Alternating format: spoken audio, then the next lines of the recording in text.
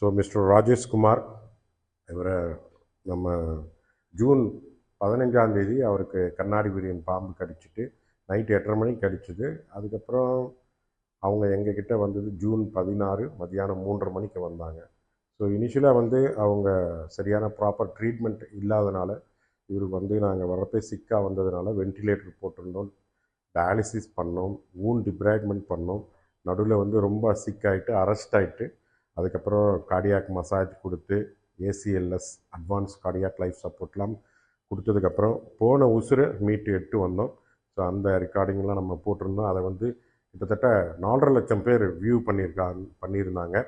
So அதுக்கப்புறம் இவருக்கு treatment பண்ணி இப்போ ட்ரெக்காஸ்டமி க்ளோஷர் பண்ணிட்டோம்.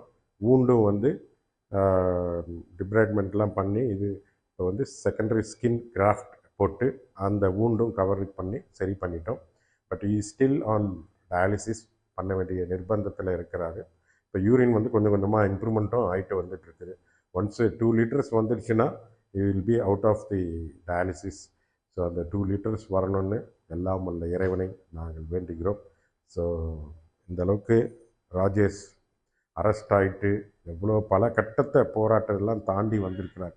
கரெக்டாக அந்த ஃபஸ்ட்டு நாளே ஒழுங்கான ட்ரீட்மெண்ட் ஆன்டி ஸ்னேக் வினம், அதாவது பாம்பு கடி விஷமுறிவு மருந்து எவ்வளோ முக்கியன்றது இதிலிருந்து உங்களுக்கு தெரியணும். 2 மாதமாக இவரும் பாவம் கஷ்டப்பட்டுட்டு இருக்கிறாரு.